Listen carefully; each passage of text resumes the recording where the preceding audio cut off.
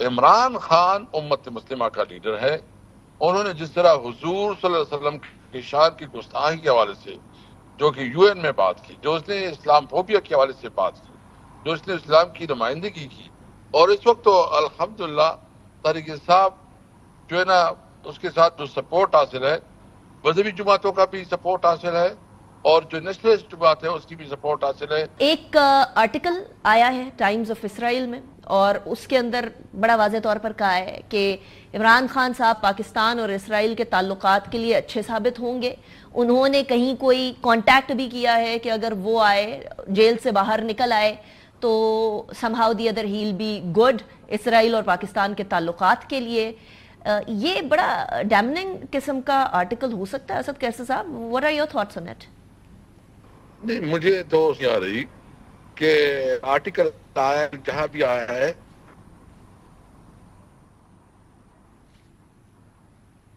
ایسا آپ کو میری آواز آ رہی ہے؟ جی جی. مجھے سمجھ نہیں آ رہی کہ ایک آرٹیکل آیا ہے، اگر کسی پتہ نہیں ہے، لیکن ایک بات ہم کلیئر کریں، ہمارا پارٹی کا ایک واضح پالیسی ہے اور اس میں کوئی دو رائے نہیں ہے. اسرائیل اسٹیٹ کو ناجائز تصور، ہم اسرائیل جو سمجھتے ہیں کہ پاکستان کسی طور پر جو ہے نا اسرائیل کو تسلیم کرنے کا سوچ نہیں سکتا، اور ہم نے ہمیشہ اس کے اوپر جو ہے نا اپنے موقع بالکل واضح کیے. اور عمران جب پرائم منسٹر، اس نے یو این میں بھی اپنا موقع بالکل واضح اور کیٹیگریکلی کہا ہے. یہ بیسیکلی اس کے پیچھے جو ہے نا ایک ملیفائڈی ہے، اس کے پیچھے جو ہے نا سازش ہے، اس کے پیچھے ان کا خوف ہے، سمجھتے ہیں کہ عمران خان جیسا لیڈر، عمران خان کے خلاف ان سے کون سا کس قسم کا پروپیگنڈا نہیں کیا، اس کے خلاف مورل الزامات لگائے، اس کے خلاف جو ہے نا یہودی ایجنٹ والے الزامات لگائے، سارے الزامات لگائے. یہ والا جو آپ الزام کہہ رہے ہیں یہودی ایجنٹ والا، یہ والا الزام مولانا فضل الرحمان صاحب آپ کو پتہ ہے لگایا کرتے تھے. پھر ابھی ریسنٹلی پی ایم ایل این نے بھی بڑا واضح طور پر کہنا شروع کر دیا کہ باہر کی قوتیں سپورٹ کر رہی ہیں، اس لیے عمران خان صاحب کو سزا نہیں دی جا پا رہی ہے، ابھی تک سزا نہیں دی گئی ہے. اس کے ساتھ ساتھ پھر وہ آپریشن گولڈ سمتھ کی باتیں ہونا شروع ہو گئیں، اور اب یہ وہیں سے آرٹیکل آ گیا. تو آپ اس کو کیسے ڈسپیل کریں گے؟ نہیں، اس کی تو ہمیں کوئی پرواہ اس لیے نہیں کہ یہ پرانی ان کی دعا ہے. یہ آج سے جو ڈسیون میں انہوں نے استعمال کیے، یہ پرانے کارتوس اور پرانے بارودود استعمال کر رہے ہیں. یہ جس طرح بھی پروپیگنڈا کرے کامیابی کوئی نہ کوئی اس کو سیریس لے گا. عمران خان امت مسلمہ کا لیڈر ہے. انہوں نے جس طرح حضور صلی اللہ علیہ وسلم کی شان کی گستاخی کے حوالے سے جو کہ یو این میں بات کی، جو اس نے اسلام فوبیا کے حوالے سے بات کی، جو اس نے اسلام کی نمائندگی کی، اور اس وقت تو الحمدللہ طارق صاحب جو ہے نا اس کے ساتھ جو سپورٹ حاصل ہے، مذہبی جماعتوں کا بھی سپورٹ حاصل ہے اور جو نیشنلسٹ جماعت ہے اس کی بھی سپورٹ حاصل ہے. یہ ان کی ایک کیا مسفائر ہے جو کہتے ہیں کہ خود ایک طرف کہتے ہیں کہ ہم تھوڑا ٹیمپریچر کو ڈاؤن کرنا چاہتے ہیں، اور اس کے پیچھے ایک خبر، ایک نیوز پیپر، یہ نیوز چینل چلاتی ہے اور نیوز چینل اس پہ پورا انوالو بھی ہے. پھر جو ہے نا اس کے اوپر تبصرے شروع ہے کہ بہت بڑا لوگوں کو ہائپ کریٹ کیا. کوئی اس کو سیریس نہیں لے رہا. سب سے اہم بات یہ ہے کہ یہ آئی ایم ایف کی نیچے جو سامنے انہوں نے استجا کر لیا ہے، یہ ہر جائز اور ناجائز طور پر آئی ایم ایف کے جو ان کے ساتھ سامنے جو ہے نا مطالبات رکھ رہے ہیں، اس کے سامنے جو ہے سرنڈر ہے.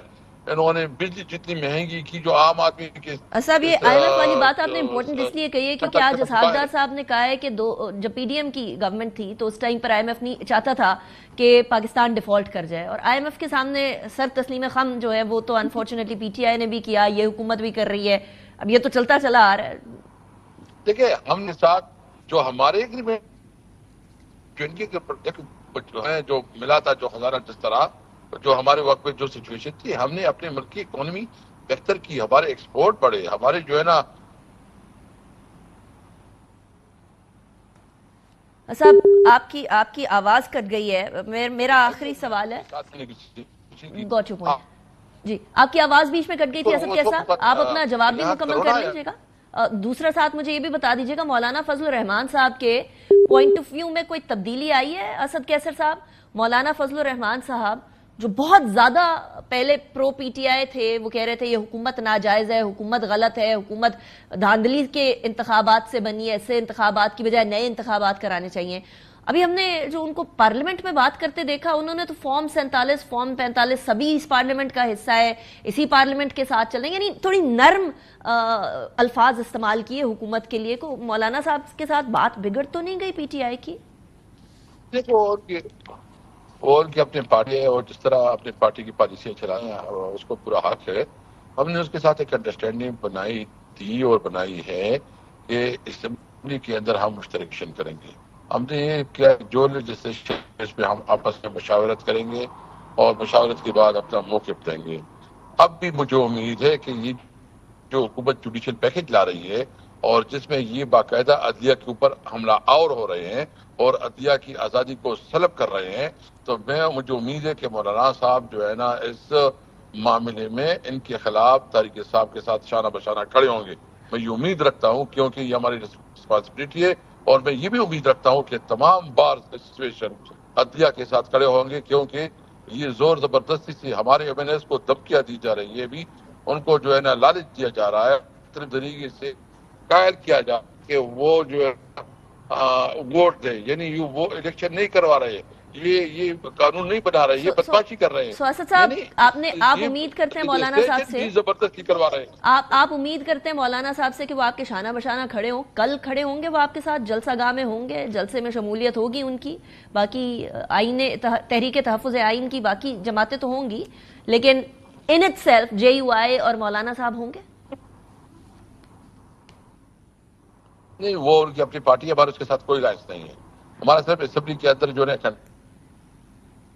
उसके ऊपर चलेंगे। लेकिन मुझे कि अगर ये अदलिया पे, मुझे सिर्फ मौलाना से ये उम्मीद है कि अगर अदलिया के ऊपर ये वार करते हैं और जो अदलिया के अंदर जो उसकी आज़ादी उसको सलब करने के लिए, मैं उम्मीद रखता हूँ कि वो जो है ना इस मामले में हम साथ खड़े होंगे, हम उनकी एक साथ होंगे और इस बिल को हमारे सूरत में रोकेंगे।